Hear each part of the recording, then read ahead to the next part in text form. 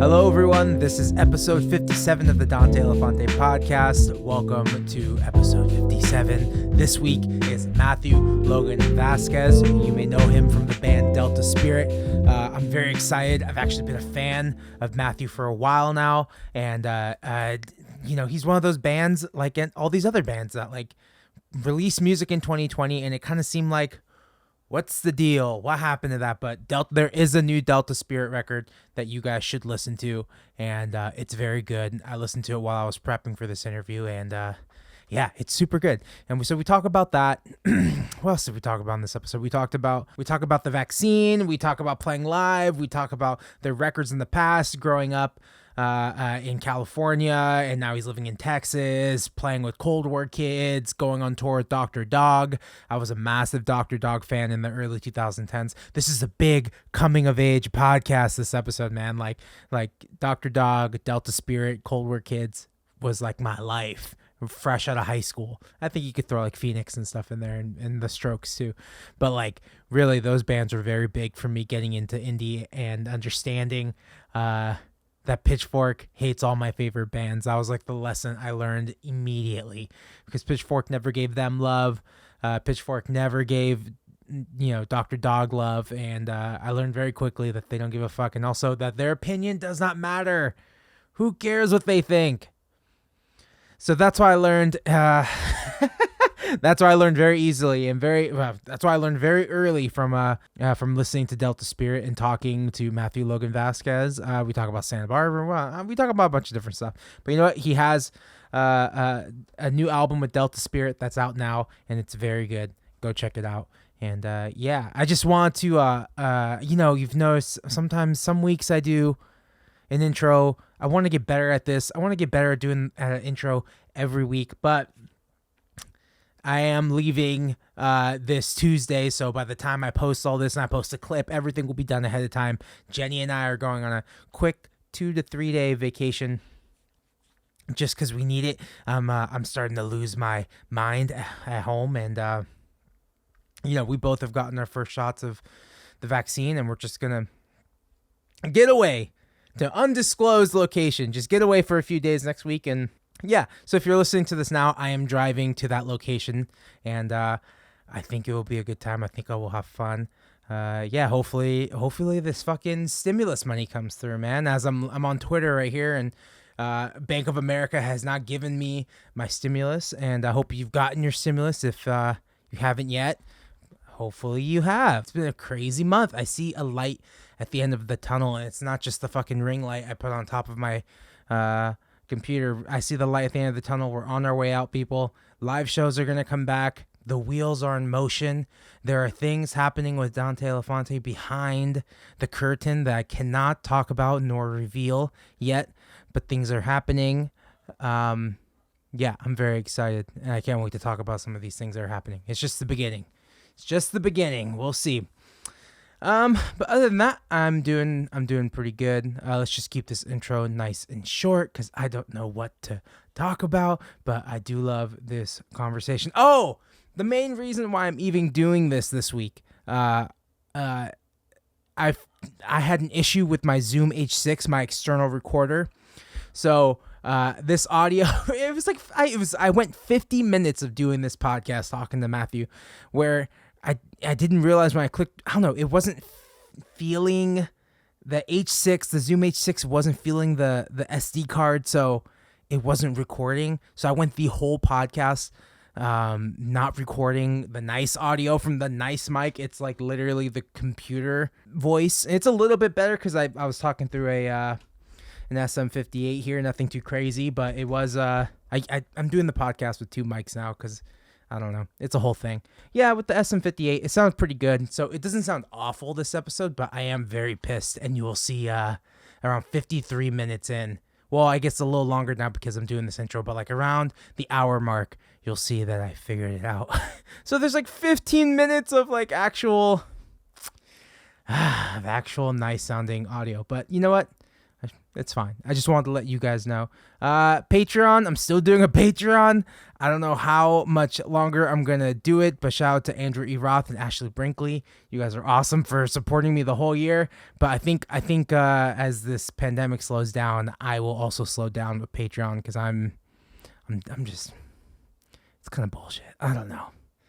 It's fun. Thank you guys so much for supporting, but maybe I'll keep it around for the podcast, but like, everything else, I don't have time now. I think things are just picking up so fast, and I'm just, I don't know. I dropped a new shirt. I dropped the shirts. Go to hellomerch.com. Find Dante Elephante. I'll put the link in the description.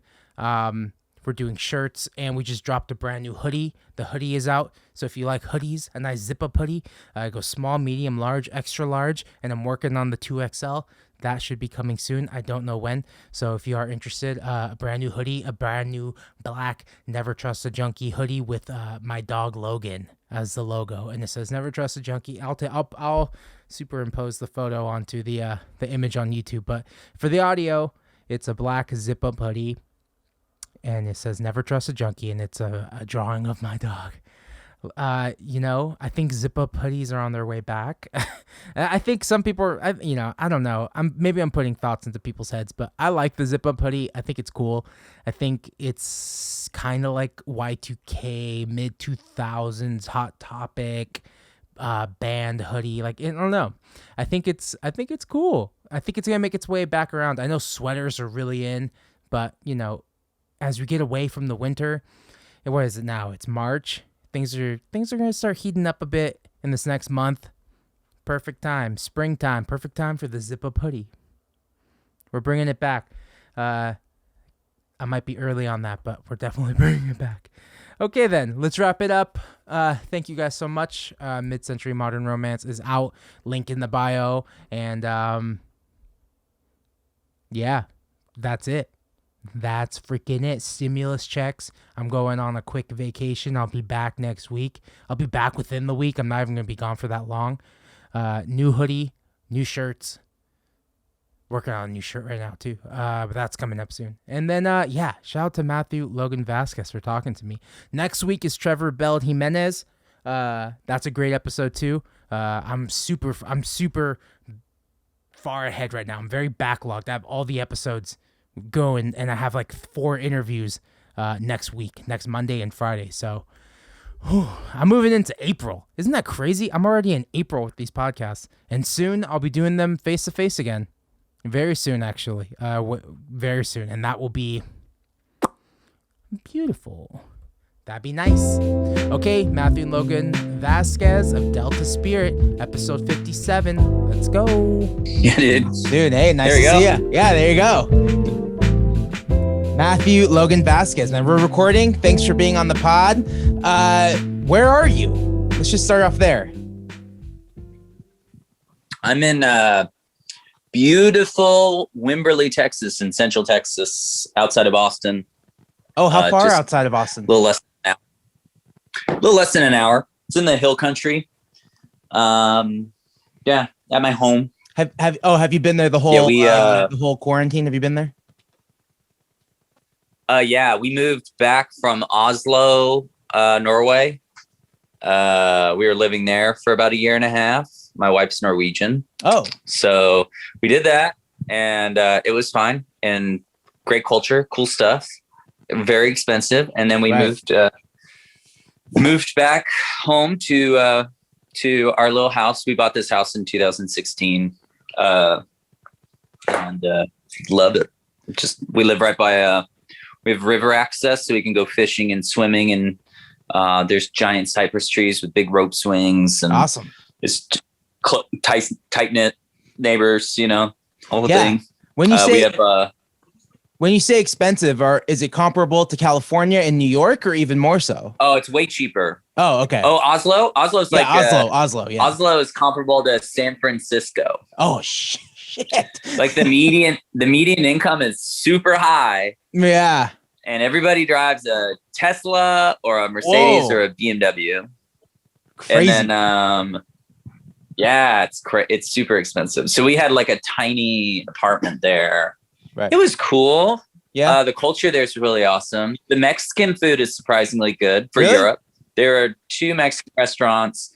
Like, so they even flew like cactus, like prickly pear cactus to make tacos, Right. cactus tacos. And then they made like sopes and enchiladas, like totally like the sope would hold up in Bakersfield or Fresno. Totally. You know what I mean? Yeah, absolutely.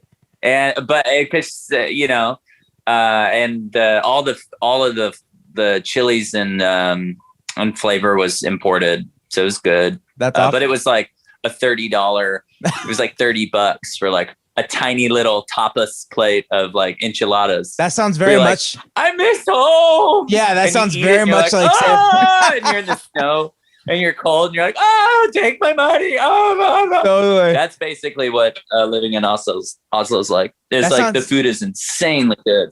That sounds very much like San Francisco. Every time I played in San Francisco, it's like, let's go get food. Oh, the Chapel, they have food. And then you go to their bar and it's like, holy shit, this is a lot of money for a small taco. Yeah. And it's good. Yeah, it's fine. It's not the best taco.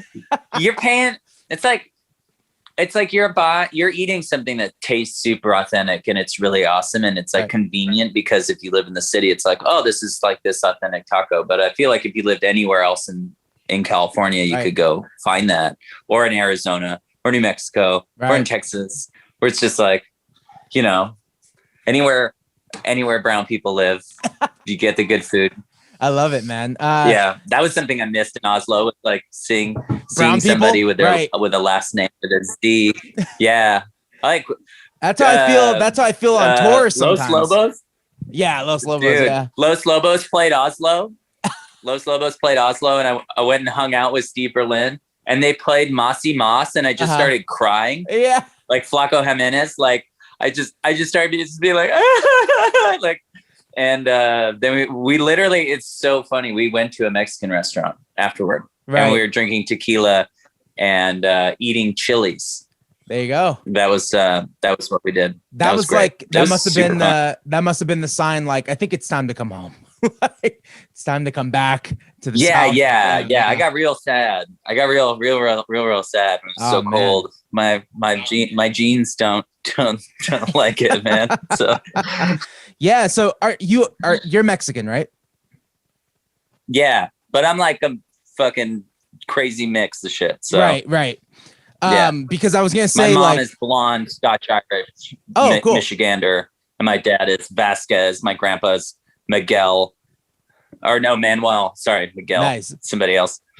Because I will say this, like, being a fan of you and a fan of your band, like growing up, when your first album came out, I was 19 and then 20 in that area, and for me, there's just not a lot of Latin representation in indie rock.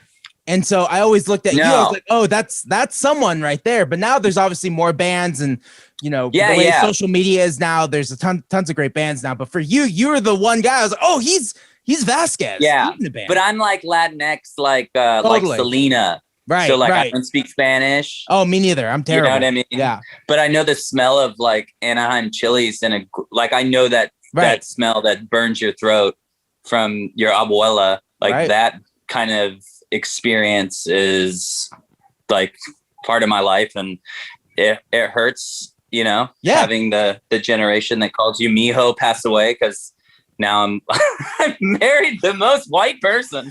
My son is named Thor. Yeah. Thor Ulysses Vasquez.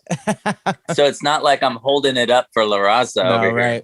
Right. But totally. But that is home. So right. And for someone like me growing up, like, you were it. And I'm not saying you have to take on all that responsibility. But like, but like, that's awesome. I think it's great.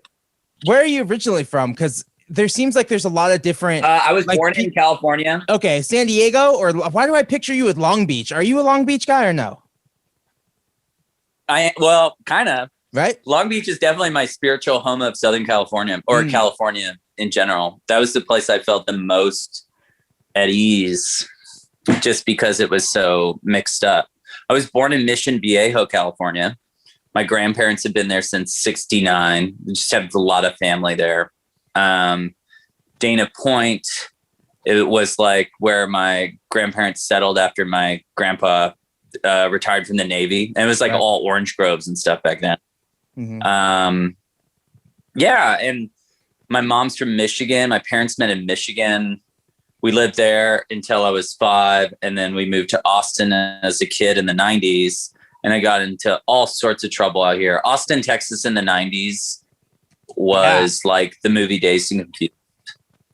Like very much so. And still is. Like that element's still here, which I love, which is just kind of this weird rock and roll hippie crazy mix of stuff that all feels right.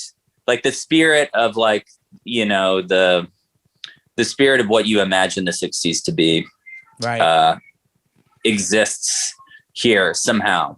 And not like completely, it's not like a Shangri-La or anything, but that feeling did. And as a kid growing up, I was able to kind of like have a suburban life, but then there was always this city that was really close, being Austin, and going and seeing live music and being exposed to that at the perfect age of like picking up a guitar and like discovering Nirvana and going to punk shows, and that being a like the city's culture is always like so engulfed in live music and kind of like and like really crazy live music. So like my first show was Reverend Horton Heat and the Old 97s, and like at the Austin City Music Hall, and it was fucking crazy. And there's all these like skinheads stomping around and like moshing, and I was like, this is crazy.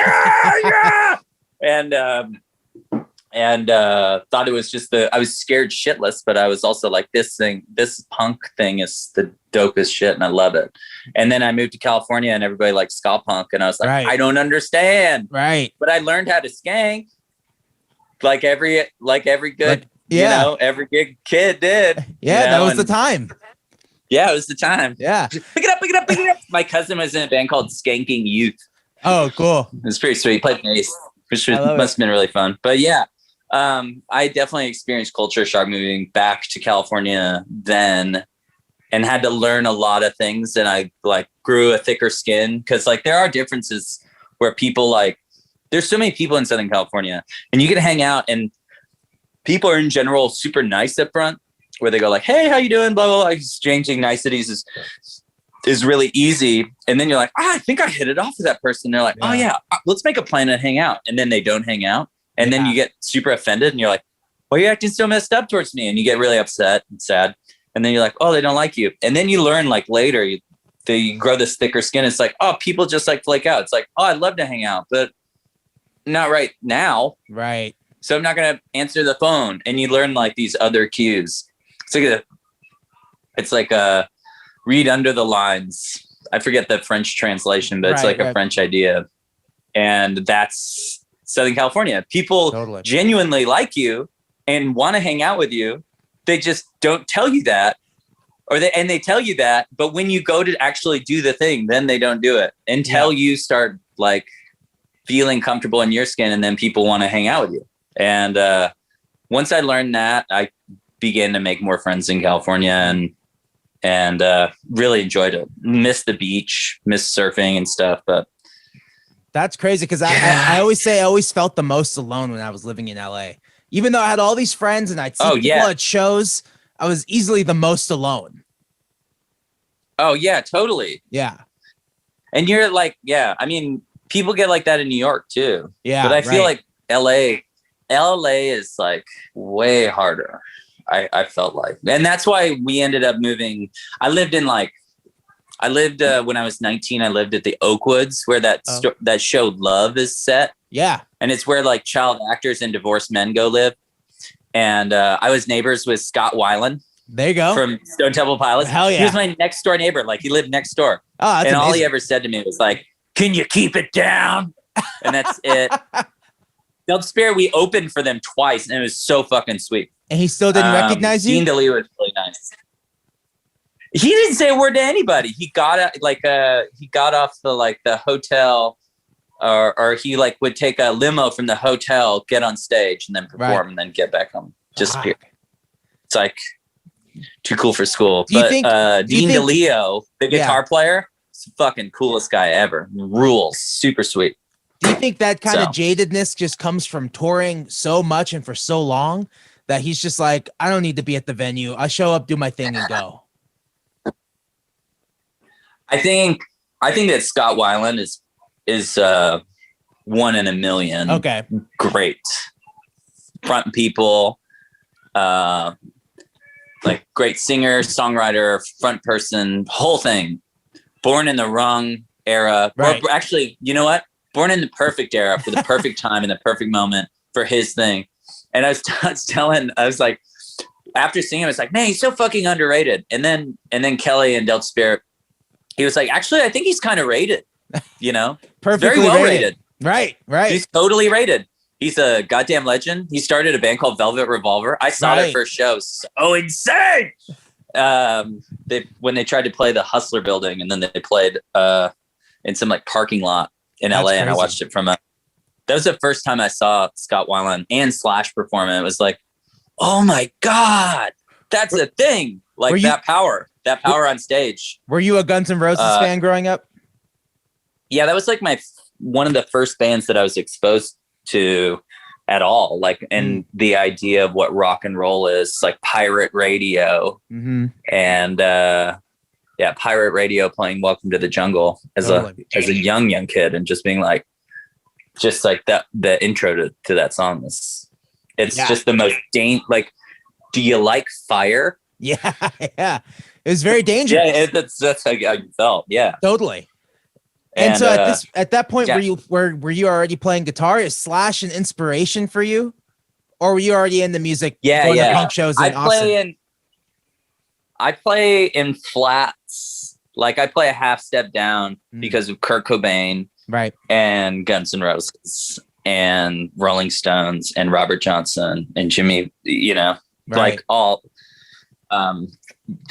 Slash is definitely included in that framework, you know, of stuff.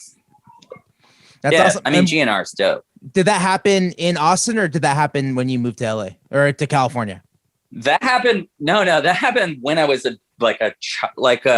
Guns N' Roses was like before I moved to Texas. I was like, I knew who Guns N' Roses were, and then I had an older brother, so it was a lot easier to get exposed younger. You know, I was like in 3rd grade when Kurt Cobain died, right? And I was so sad because my brother was sad, and Nirvana was everything. Have you been to his house in Seattle? No. And gone to the bench? I have been though to Ozzy Osbourne's childhood home in Birmingham. Oh, really? Yeah, I went there, and it's still a slum.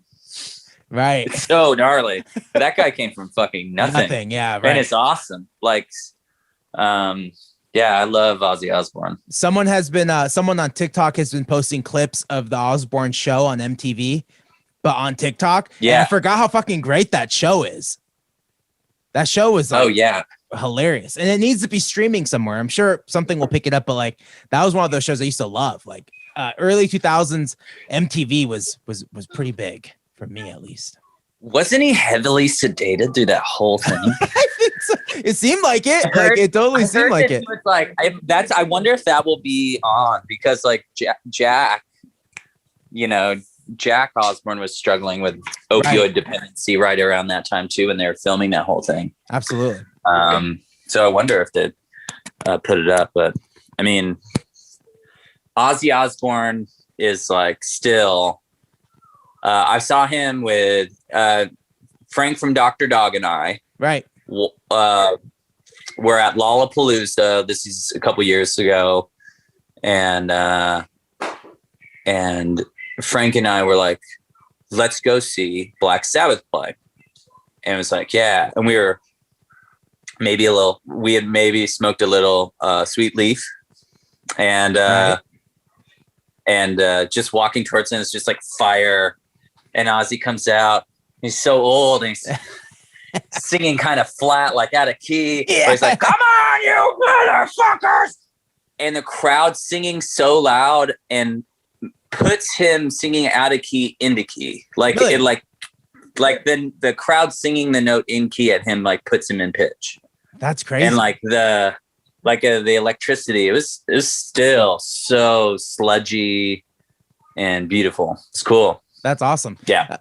You and Dr. Dog get like clumped in together a lot. You guys are friends? Do you like being clumped in together? And that was so our first national tour was with the Core Kids, who are our friends from our local Long music Beach. scene, and love those.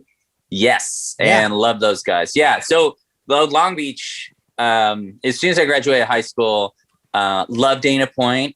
Awesome Sleepy Beach community. Right. You know, you got to have a lot of money. And I don't. Sure. My family, like we had 5 people in a 2-bedroom apartment crammed together. My parents slept in the kitchen. Right. But that's where our family was. So that's where we were, which is great because it's beautiful and great experience. But moved to a place that felt a little more comfortable for my vibe. Right. Our totally. vibe, the band's vibe. And as soon as like we could afford to like move, we moved and rented a big house all together as a band. 2 houses actually next door to each other on Molino in the Belmont Heights in Long Beach. It was awesome, man. Super cool. You and Cole but yeah, kids? Dr. Dog was our second national tour. Okay. And then we went on a few other tours after that and have remained close. Love them so much. That's awesome. They're just killer live band, great dudes. It's not like a GGBB, like good guy bad band kind of thing. It's they kind of hold it down. Their whole thing, their whole vibe is always, is always growing in its way and at its speed. And it's a guaranteed fun show.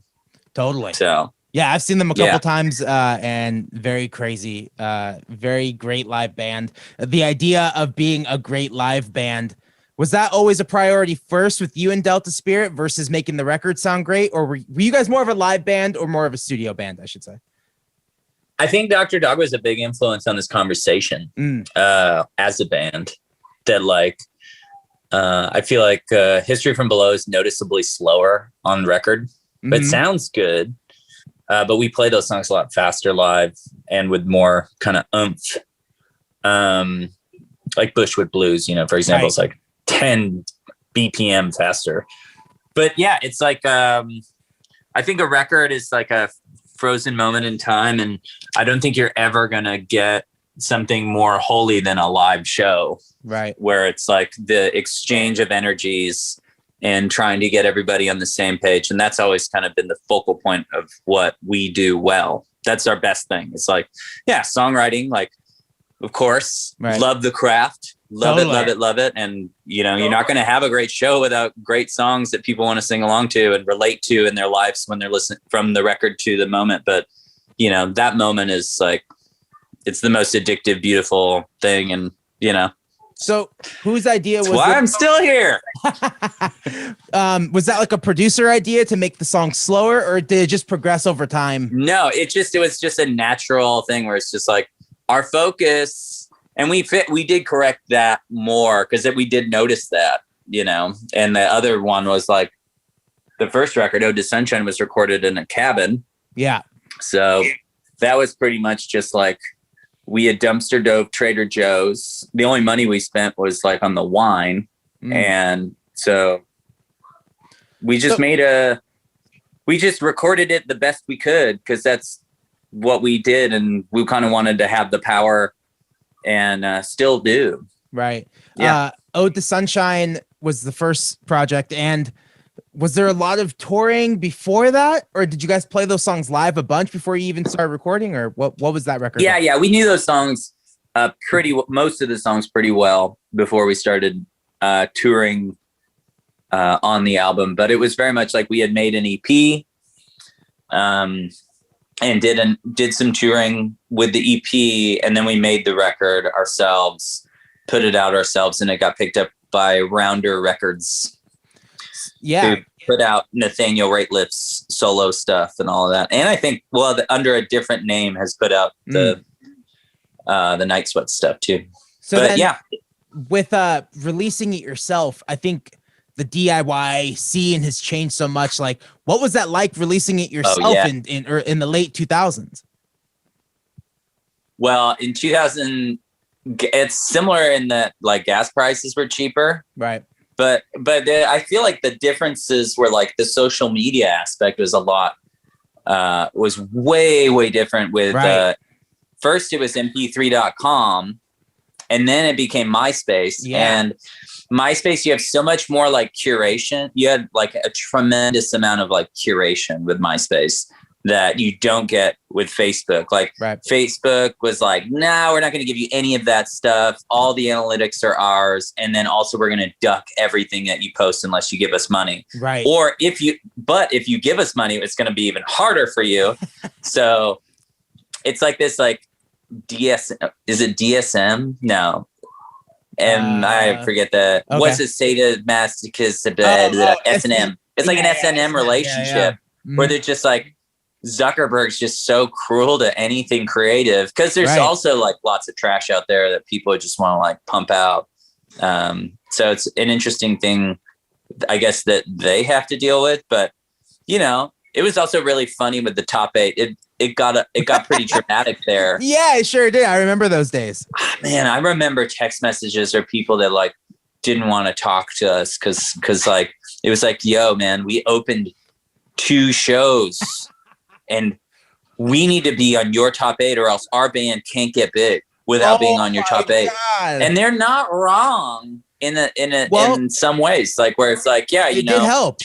But it's also like you have the bands that you aspire to be, that you're like your biggest, most popular fans, the ones that you aspire to be, and then your most like that you feel that you are the most similar to, and then like one band that no one's ever heard of that you think's really good and has like one really good song. And you're friends with them. There was absolutely an art form to building the top 8. Oh, it was such cool culture. It was such a cool micro culture that's gone. Yeah. That's how I would find bands by looking at their top 8. I did that all the time growing up.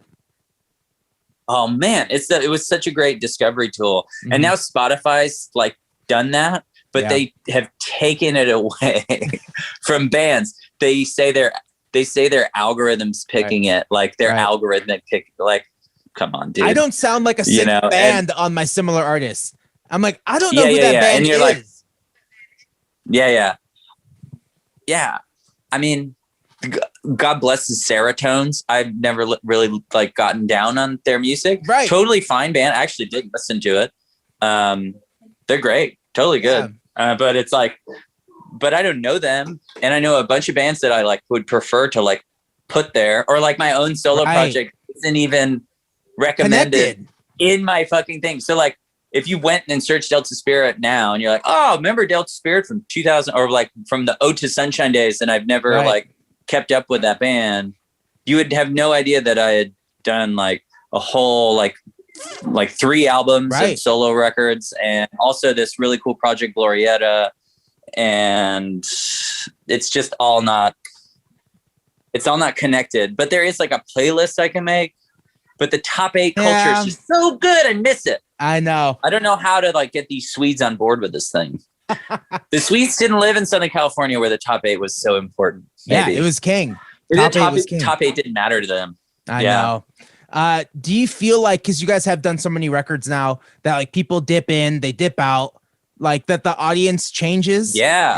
Has changed over the years? I think the audience has mostly only grown. Right. And then it's just kind of like where you connect in sentimentality to like where you were when you heard that song. And, right. You know, it's been like, it's kind of bittersweet with this record because so much effort went into making it, this last one. Yeah. And we've always put out a record. People go, man, I don't know. And then we go perform it on tour. And then they go, that's the best one. Yeah. And we don't get an opportunity to go do that. And some people go, nope, Ode to Sunshine is the best one. Oh yeah, that'll always happen. Or or like the self-titled one with California on it. Right. That was it for me. Right. And Yamaha, there was vampires and this thing with the song in the movie. Mm-hmm. And you're like, yeah, that's great. Totally cool. Yeah. But yeah, Yeah. So we'll get it, COVID's not gonna last forever. No. And I always feel like you guys are one of those bands. Well, I don't know. This is just a weird thing to say, I guess. But like, there's a lot of bands, you have to see it to believe it. You have to see Delta Spirit to believe it. Yeah, man. I mean, like, we're just never got, Pitchfork never liked our band. Right. They never liked a lot of bands. Kind of a miracle that Rolling Stone, like, even like reviewed our band. Right. And somehow we just continued to go like, oh, they're good. Right. Oh, that's a good band. Why didn't I think about that? Yeah. Huh, okay. And that's okay with me. So long it keeps our band on our toes. It gets to just basically like, hey man, you got to mean it. We're getting to a point where the admiration from Pitchfork and all these other places don't really matter, as we're getting more direct to the audience, where it's like, oh, as long as you guys keep coming to the shows, like, that's how we're living. That this is awesome. This is more important to me, the live shows, than the review. And the review's always such, like, I put out a record a few last month and in January, and like, one of the reviews is like, it's derivative. All music is fucking derivative. Like, it's just, I don't know. Yeah. It's also not good for me. Oh, well, you didn't have your PR person, like, well, here's how it really works, guys. Yeah, is you pay a bio guy to write a bio guy. The bio guy writes the bio. The PR guy releases the press release, and it's all verbatim from the review. Yes. That's all it does. You have told said lazy person who copy pastes the thing. It's like, insert this here. And then you use your social media to advertise the existence of this thing. But because you have paid the monkey to ride you around the yard, you get some sort of legitimacy to be able to go do stuff, Totally. And now Clear Channel and Universal Music over the last like 5 years is basically just like controlling like all late night and all things. So it's just kind of like, it's really pretty unique to see anything like make it on to a late night thing that isn't somehow attached to like Universal Music or Sony at this point. Right. And so it's like, what indie music, and now with COVID, this is like so doomsday sounding, but now with COVID, it's like all the venues are closing, it's like Kung Fu Necktie Philly's gone, man. Fuck. It's like there's like no shows in California. In Austin, we have socially distanced shows where people have to sit down with masks on, and but you can still play. Have you played yet? Have you done anything like that? I'm playing next Friday. Whoa. How do you feel? Are you excited? Well, I was able to get vaccinated. Right. So I'm feeling pretty chill about it. Not so stressed.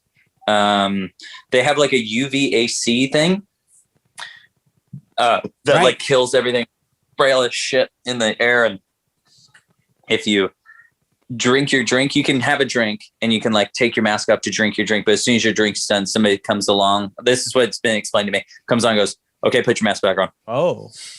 It's like they have like Karens running around. That's to crazy. Keep everybody safe. It's important. I think because this situation, that one's like inside, which is kind of weird.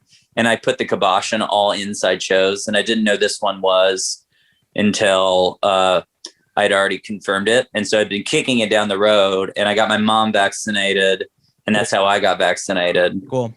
So now, I mean, it's fine. Right.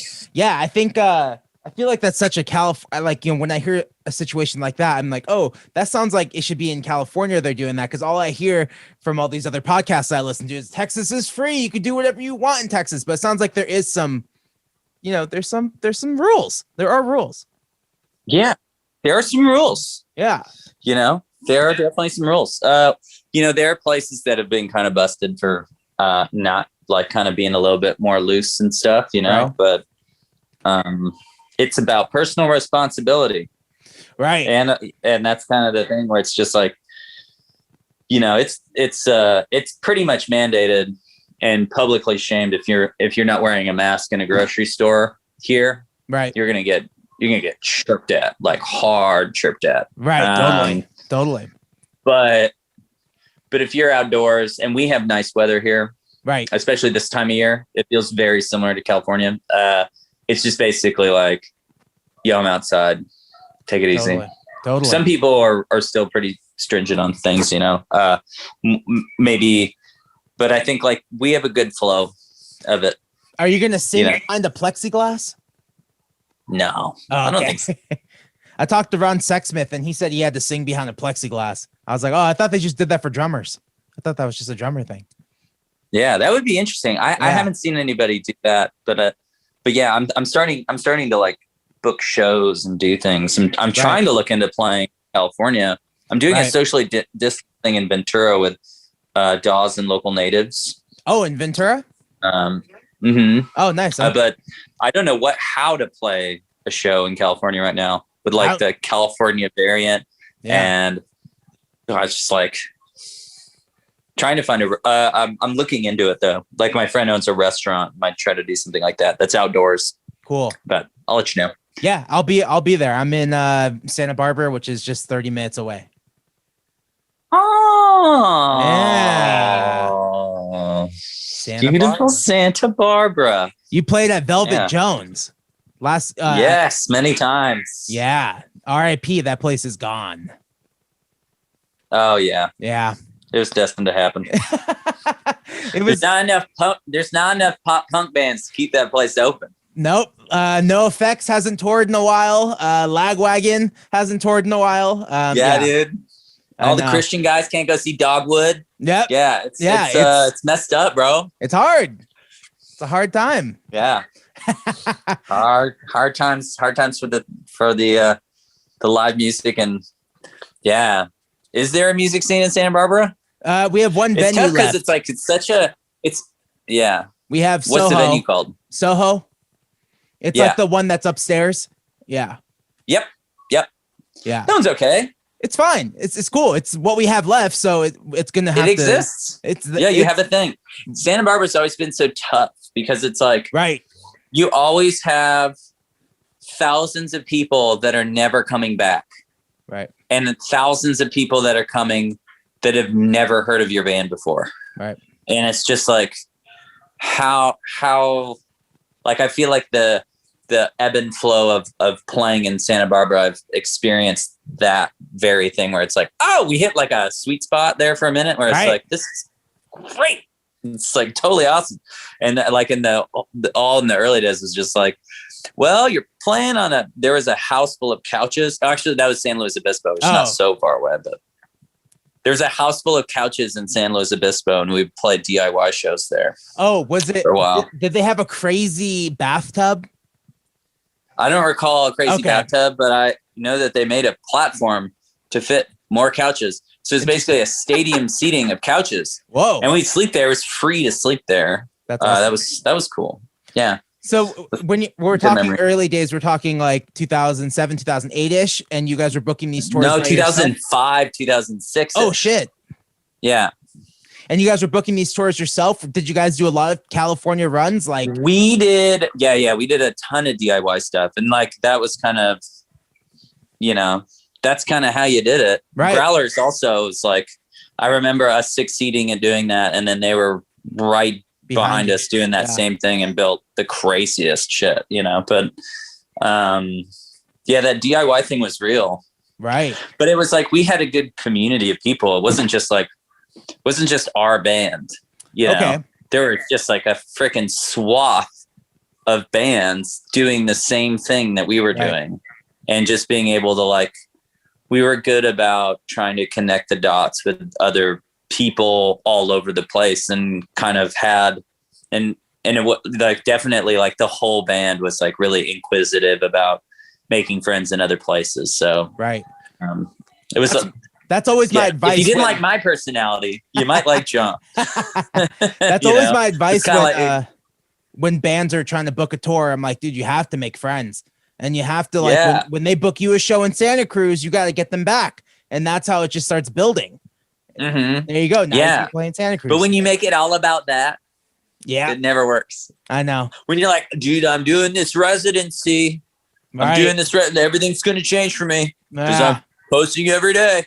And it just doesn't. You kind of have to like mensch. You got to be a good mensch or have good menches in your band. And also first, like, I mean, that's second only to, you know, be a great band and have really cool songs. And did you guys have that instant chemistry when you first started practicing, or is this something you guys built from playing live? Man, I knew Kelly when I was a senior in high school, and a year after, after I graduated high school, I used to busk a lot. And there's this story on the internet, which is true, that I was busking in San Diego and met Brandon, who was at that time in an emo band called Noise Ratchet. Right. And they had opened up for like all sorts of crazy bands. But I remember seeing Brandon and John, who were in that band, and their stage presence. And that was like in the days of like girl pants being the only tight pants you could purchase. And like long, like John had this like flowing long blonde hair, and he could just like whip it around. And Brandon just played with a lot of intensity and really just came out of the Shea Cafe punk world. Right. And they were always kind of in a band that like, they liked their songs enough, you know, but it was kind of an ends to a certain degree, where by the end of the Noise Ratchet experience, after like Rick Rubin executive producing their record, which just kind of means he listens to the demo, lends his opinion. Like at the end of the day, they're like, they were making music that they wouldn't listen to. Does that make sense? Right. And that was kind of the goal, where it's like, I was kind of doing the same thing. I was living in LA next to Scott Weiland, not knowing who the hell I was. Yeah. Trying to like put my love for Jimmy Eat World and Pink Floyd together somehow, which doesn't work at all. It didn't work? You didn't find it? It didn't work. It was a failed experiment of a 20-year-old. And there's a waste of, it wasn't a waste. It was a great experience. I'm really grateful for the $90,000 at least that I spent of Universal Music's money, while they like, that was like in the days of sign everybody to a development deal, look busy because you're about to get laid off because there's this thing called Napster. So I was a part of that camp of people, like I'm literally a kid doing that. And then once the kind of their band fell apart at the same time as my band fell apart, and I was going to LA at the same time they were going to LA. And I always told myself, man, I really want to be in a band with, like, when I was doing the whole thing, I was really sad. And I was like, man, I really just wish Brandon and John would be in my band. Yeah. And Kelly and I like worked together and did stuff. And he started another band and like ended up playing drums with another guy and got on like Jimmy Kimmel. And like, I was like, well, that's cool. But kind of left me in a lurch where I was like, my songwriting buddy, the dude that I've been writing songs with since, you know, age 0, like was gone. And then we started the band, Brandon, John and I, with this other guy, Sean Walker. And we started I was like, I know just a place we could record for free. And that was Kelly's parents' house. And so we were going to Kelly's parents' house or Kelly's house, and we were recording there, and he was helping us set everything up. And he's like, man, I really wish I could just be in this band. I was like, you can be in this band right now. and that's how Kelly joined the band. And that's why he's not he played on the first EP, but he wasn't in the first EP. And that's kind of like the early story of like our buddies kind of getting together and doing stuff. So, okay. So you guys were all pretty close, and it was really easy. Yeah. And still close. Like, it's insane. Like, we have 2 New Yorkers. One lives in Montreal, and then the other is Angelino. Right. So, and then when it comes to practicing now, you guys all just fly out and get ready for a tour. Yeah. So like, you know, already working on the next Delta Spirit record. And because we need to put out a record if we're going to continue to tour. Right. Because it's kind of a mulligan record.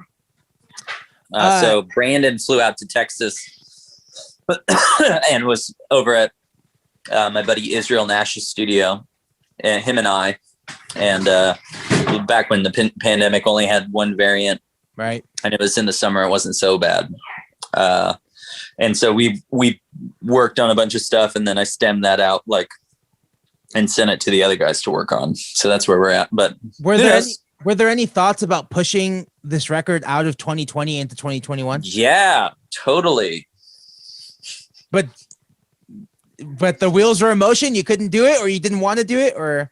I mean, the idea got thrown out. Yeah. And what difference would it have made? And then they're like, "Here's the release date," and it's like, okay. Yeah. And then you just kind of gonna go with it. Damn, that's it's wild. Really good. You know, I think it's really good. I listened to it last night, and I hope I've been saying this a lot on this podcast, but like, I hope that the history books look back on the bands that released shit and that stayed busy, because it's not easy. It's not easy when you have all this planned and you're getting excited and then the whole world stops and then dude. You know, but you guys still did it. You released a great record. A lot of plans, man. Right, totally.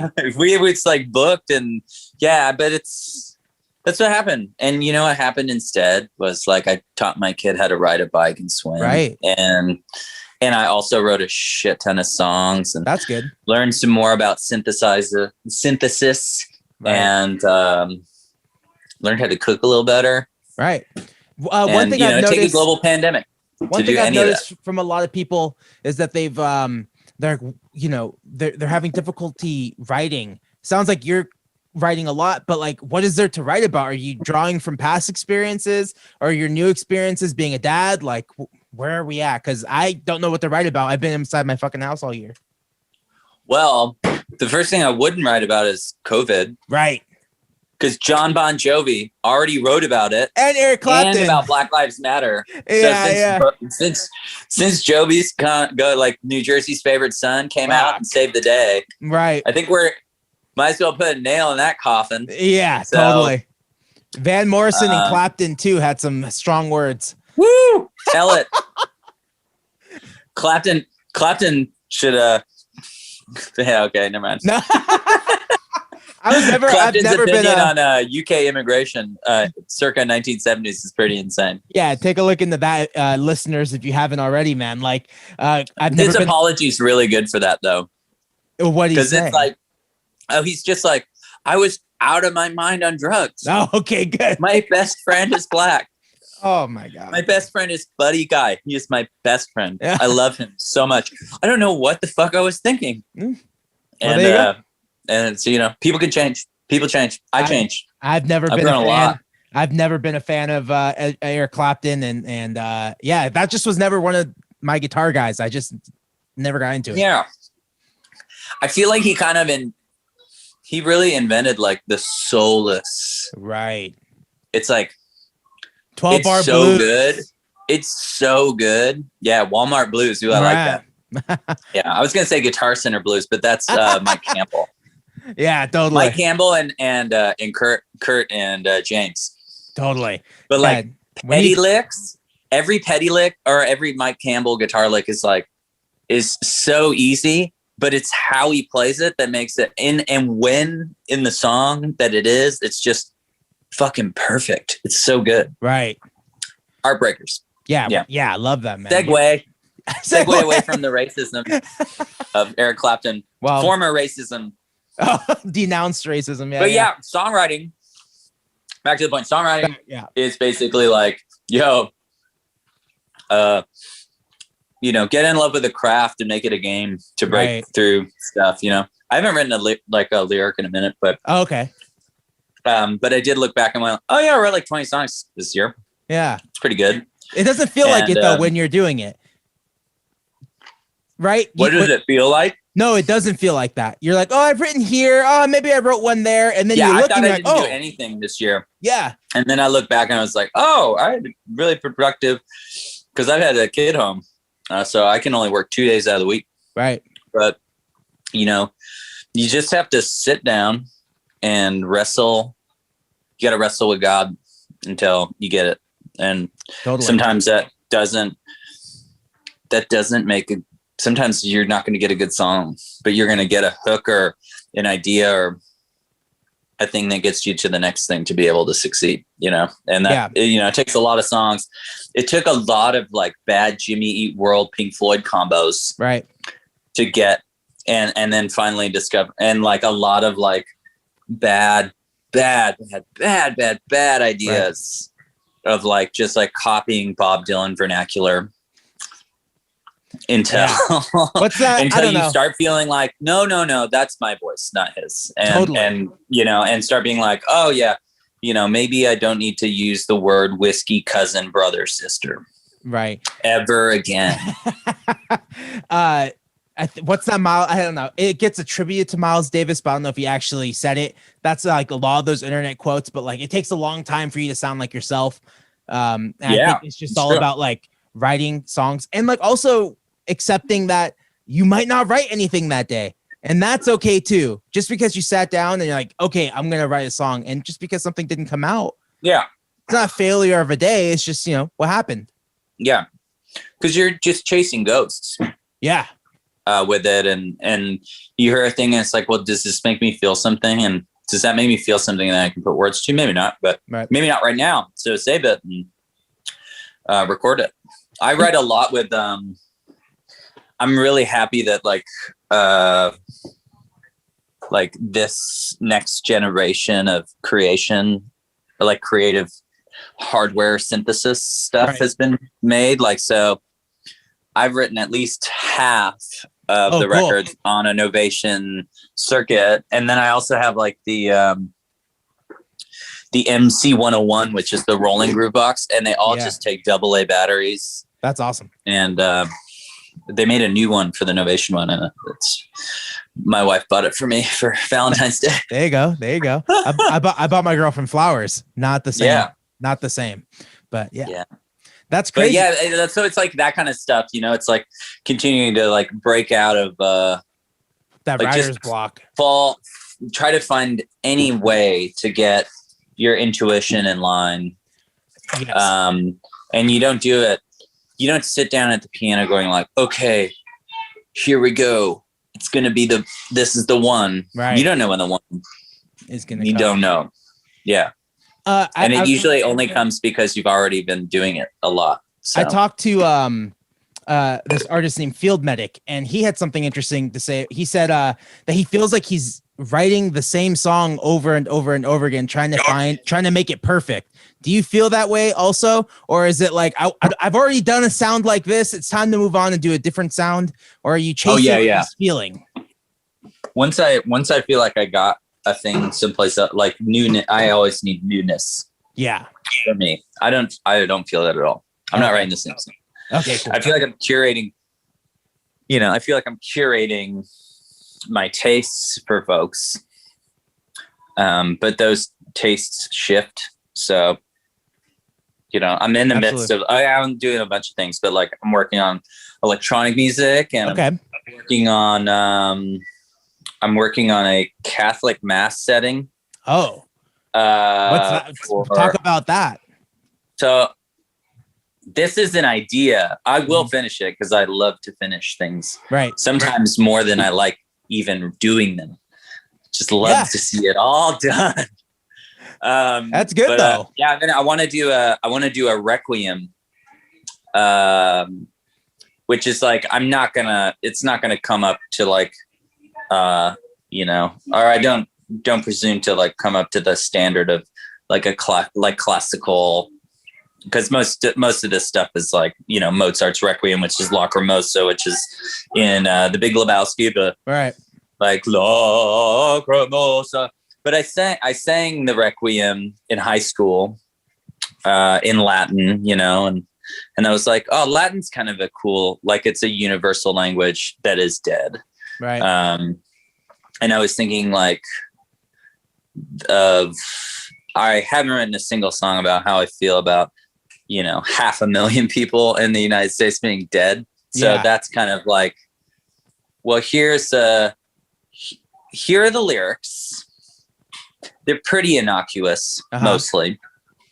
And they're definitely innocuous if you don't translate it from like translate the Latin, but here's a bunch of different like vowel sounds and consonants that all fit kind of in a sigarose kind of way. Right. And then you can just compose the music, and the whole sentiment of a requiem is, you know, these departed souls go to heaven, you know, and like I like that. So that's kind of the idea but I've only gotten to the beginning. So I have a long ass way to go on that idea. But isn't that a fun idea? It is a fun idea. And in that, it's like a game. It's like in a game, and the importance of just learning how to finish something is really good too, because so many people leave projects like half done. Mm-hmm. And then they never do it. I have a whole record that I mastered and I never put out. Why not? Because it's too weird. Okay. Or it was too weird. It was done like right after the Delta Spirit solo record. Right. The whole band, and everybody convinced me not to put it out. But it is really fun and super odd. And it kind of has like a certain vibe about it, like kind of like that band Liars. Mm-hmm. And do you ever see lots of electronic elements, and it's just raw creative. Do you see it? Do you ever see it coming out or no? I do, but I was like, it's 10 years this year. Yeah. But now I'm kind of like, well, it's kind of tied up now, contractually. Oh, okay. So I think it might be more fun to wait 20 years and see how that goes. Well, but I don't know, especially if people romanticize that era of your band, you know, they might be interested in. But it sounds nothing like that. Oh, okay. It's literally like I'm 27 and I'm throwing like just insane paint at the canvas. With like, and then there's a bunch of cool people on it, like Bo from My Morning Jacket, right? Eli, who plays with Father John Misty, Rob from Deer Tick. Right. Or at that time was in Deer Tick, now in Midland, and then a bunch of stuff. So, yeah, it's cool. Oh, Rah Rah Riots. There you go. Alexandra was on. It plays cello on it. Love it. And recorded in San Pedro at Core Kids rehearsal space. Right. So it's pretty fun. Do you find it's like kind of crazy to see all these bands that maybe you guys are touring with, your contemporaries, and that you guys are still here?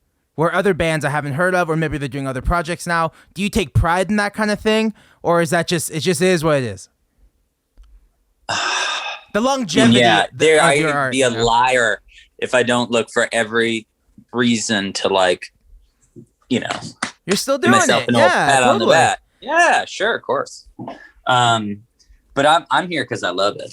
Right. You know, the reason why I did the solo thing was because I genuinely, it's not the accolade, it's the experience of playing music. And, you know, in a certain way, when the Beatles talk about like, oh, we were becoming worse musicians, right? Being on tour. And it's definitely like in Delta Spirit, when you have a guitar player like Will McLaren, who's like just devastatingly talented, right? At guitar, you know, totally. My guitar's not going to be too high in the mix, right? But I know how to play my instrument, damn it. And so it's been fun doing like power trios through Europe and seeing what I can bring to the table in different ways, and being curious and just kind of letting things go in those directions. So, yeah, man. Yeah. So is that kind of nice? Because Delta Spirit has such a large, big sound to be able to do that trio. Yeah. It's like the ZZ Top vibe, you know, right. Like it still fills everything up because I have like harmonies and all sorts of things. And then we have a fourth person who plays like a real Wurlitzer and also rules at the guitar. And it's been fun to like kind of be in their lives and give them new, fresh experiences, like getting them like fly across the world, right? Playing shows together as friends, and them get to experience those things for the first time. Whereas like with Delta Spirit, it's kind of old hat. Right. You guys know what to do. How do you guys? You kind of feel like an asshole when you're like looking over to your bandmate who you've been doing this forever with, and go like, "Isn't this fun that we're on an airplane?" and they're like, "Yeah, I just want to go to sleep. Shut up." How are my miles? Right. Totally. And that makes them sound like so like indifferent over all this cool shit that they do. Right. But it's true. Like we have had a pretty fucking cool ride. So, right. A very long, like the idea of making it, if I told my 8th grade self that this would be how it's worked out so far, I would be like, fuck yes. That's awesome. Yes, you're gonna meet Bono. Wait, you met Bono? How was Bono? Oh, it's so weird. Bono was awesome. Really? Bono's awesome. Best show I ever saw was Staples Center U2 2001 post 9/11. Oh yeah. That was a big time. Bono is still dope. Yeah. I feel bad for them. I'm getting the vaccine. I had the Pfizer one, so it has the new U2 record, and it's really good. It was for you were forced to get. It's a good joke, but like, the whole thing with that was cool. Our meeting, we went to the United Center, house that Jordan built in Chicago. Right. We got to do this meet and greet. Got to meet The Edge and Larry and Adam too, and amazing, very sweet dudes. We have a dear friend that was part of the camp going back to the Joshua Tree, so we were able to kind of like, that's how the context. They have no fucking idea who U2 is, but met Bono. Instructed not to talk to Bono. Because his voice was sore and he had a concert to perform. This was before the show. And then he came around and was like, "Hey man, what's up, dude?" And he's like, like supping us pretty hard and being very sweet and shy about his voice. And he's like, "Yeah, man, history makers. It's cool. You're in a band." It's like chirping us. He's no fucking clue of our life experience. It's totally fine. Because his is surreal. Right. 60 million net every time they're on tour. Oh my God. When they're active. Anyway, did we take a picture with Bono? No. Because we were too distracted because when we walked into the room where we were instructed not to talk to Bono, it's because Bono was talking to Steven Spielberg. So I met Steven Spielberg. If I was 8th grade and you told me I was going to meet the director of fucking like Indiana Jones and Star Wars. You wouldn't believe it. Get out of here, bro. Yeah. So that happened. But Bono is really cool. There's one more Bono story was that John, the bass player of Delta Spirit, probably the biggest U2 fan. We're all, well, not all of us, but we love U2. Yeah. We at John's son Henry's christening. Mm-hmm. And Bono and The Edge just happened to be at the christening because they were at church at this Anglican church. And so Bono, takes sacrament and is walking past John with the baby who's like in a gown. And John's like, "Oh my God, it's Bono." He's the biggest U2 fan's favorite band ever, favorite singer. And John just goes, "Bono, will you bless my baby?" And he just like reaches out. He's like, "Will you bless my baby?" And Bono, not missing a step, like turns on front of Bono and it's like, "Of course." And he takes the baby and he's like cuddling the baby. And like, we're all like not sitting next to John, but are like zooming in as much as we can on our phones to like take a picture. And there's like a couple blurry photos where he still has these sky blue glasses, and he's, has just taken sacrament. He's holding this baby and he's rubbing its face and kissing it on the forehead and saying, "It's a tough world out there, but he's got to be a history maker." And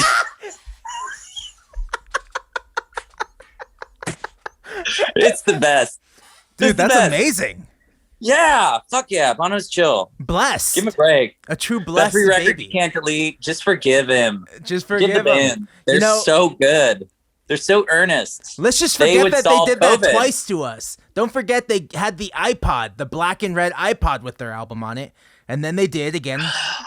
It's what they do. I want the black and red. Or I just got a new phone because I accidentally threw mine in the trash. How? How does that happen?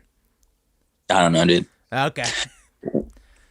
We had a tough week in Texas last week. Right. I heard about that.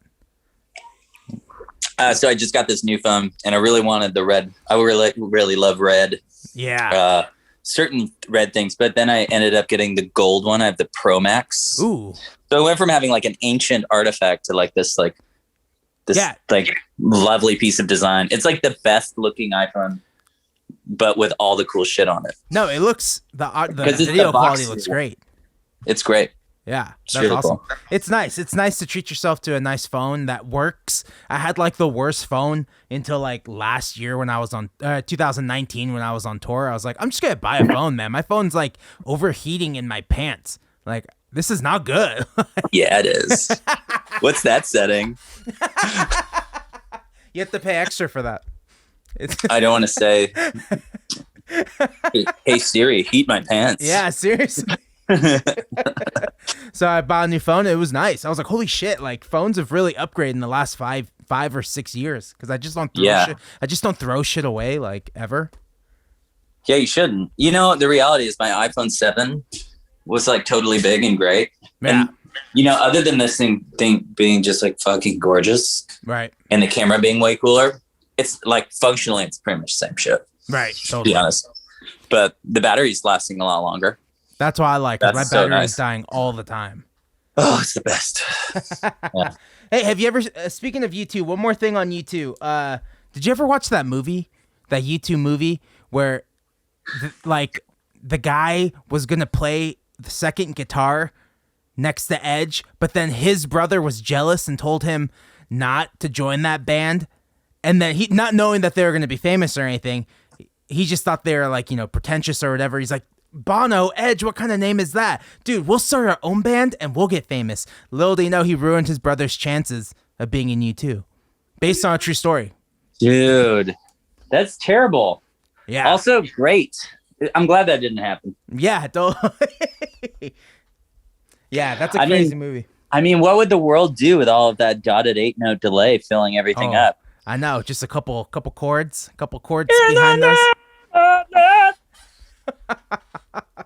And U2 so good. Have you listened to the deluxe? That's the 20. I was thinking about this because I was like, man, it's been fucking 20 years since the best show I've ever seen. And and the Elevation, which was the Elevation tour, and the Elevation like 20-year ultra deluxe vinyl came out. Ooh. And I kind of want it because it has a bunch of shit on there that was like a Kmart or like Target. It was Target. They did like a partnership with Target and had a couple really insane live recordings from that. Right. And then they have like the whole live, instead of just that, they have the whole live show in Boston. Ooh. And that show is so good. The United Center show that we saw in Chicago was definitely sub that experience. From like, it was not, I mean, but it was also like, yo, you set like this huge bar and then I have all this lifetime of experience. So I know when I feel like you could pick up that they were having like the most insane show. And they're also doing like a big red campaign thing that night, I guess. I don't know. Yeah, I don't know. But you had to have been there. I heard that or Will from Delta Spirit actually went to the New York one on that same tour.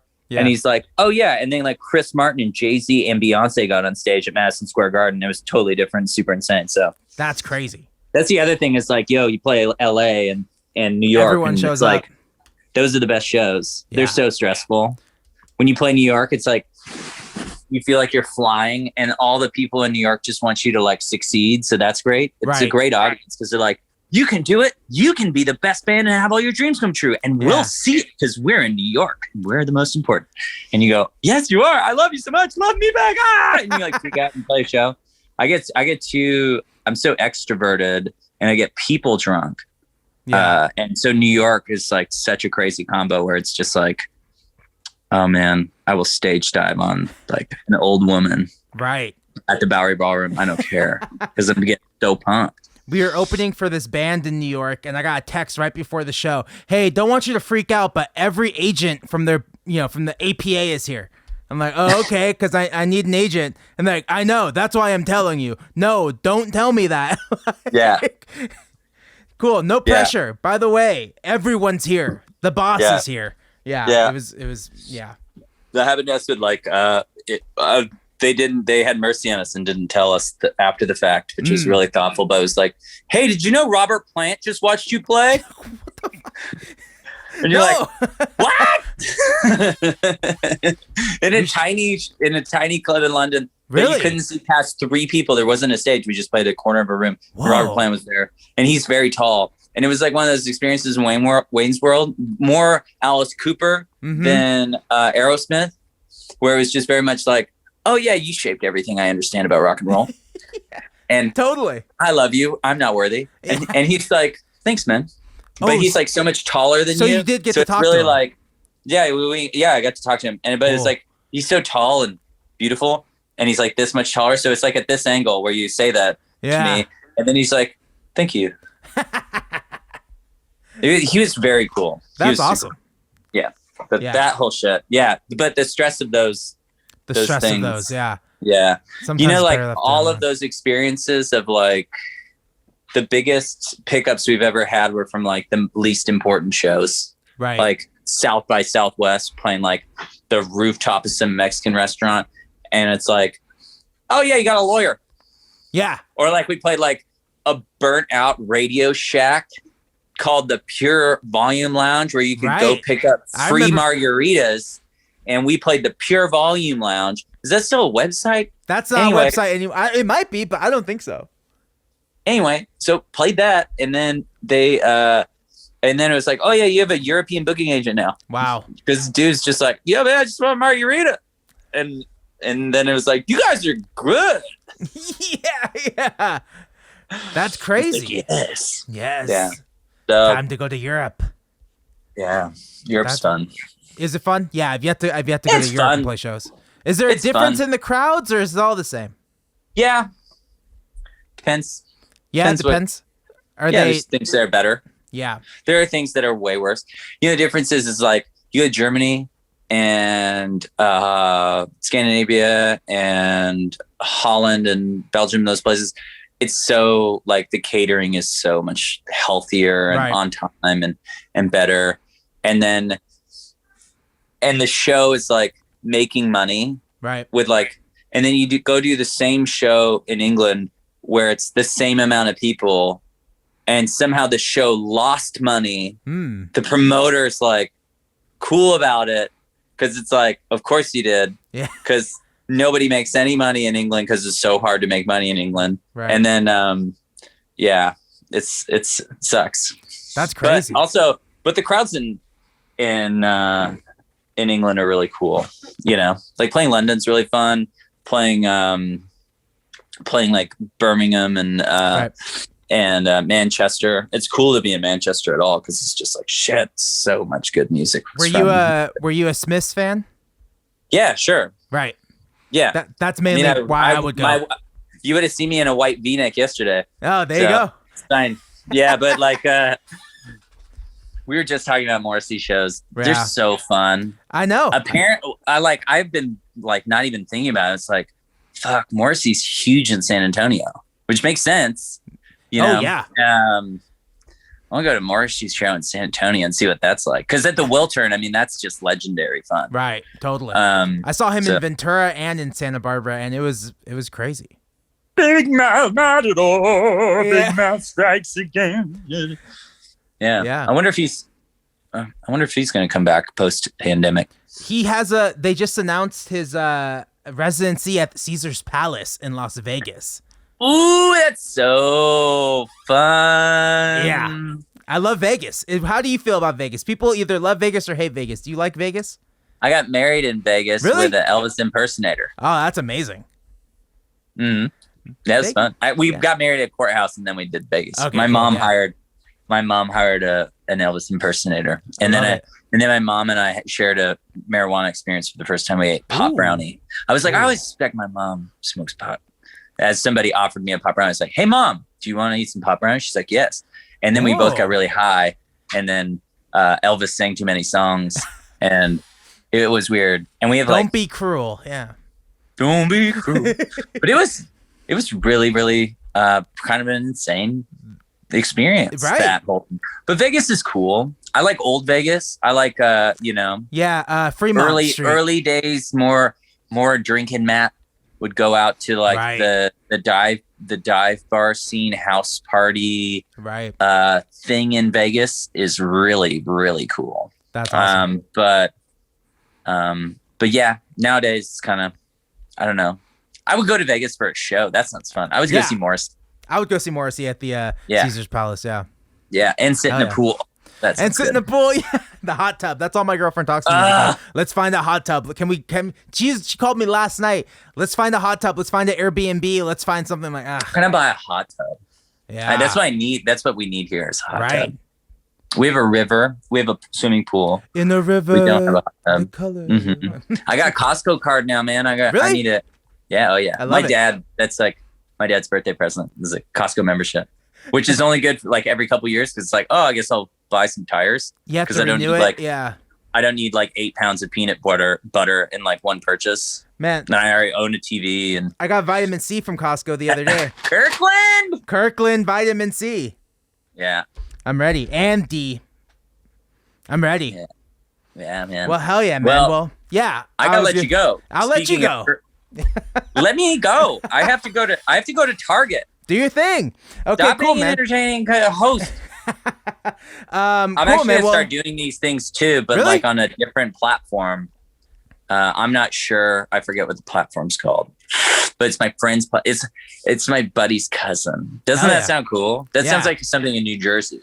Yeah. Yo, my buddy's cousin. So, but I'm gonna do like hangs with people, and it's basically a backstage experience. I'm gonna start doing them on Tuesdays, maybe in 2 months. That's awesome, man. Let me know. I'll follow you on Instagram, and let me know or something. Yeah, you should follow me on Instagram. Yeah, I will. Hell yeah, you'll know it's me. Cool. Well, what's the best way for people to support you in this moment? Give me money. Okay. Send me all your money on Venmo, MLV. You can purchase my records. You can find them on the internet. It's pretty easy if you look up Matthew Logan Vasquez. There's a New Delt Spirit record. It's really great. Right. Listen to that stuff on Spotify and Amazon Music. You can send me a message and try to organize an outdoor, socially distanced yard party. Cool. Possible. Might say yes to that if you can get enough friends to put enough money together. I'm down to do stuff. I'm vaccinated and I just want to play music. So I love it. Well, hey man, thanks so much, man. Have fun at Target and doing what you gotta do today. Yeah, dude.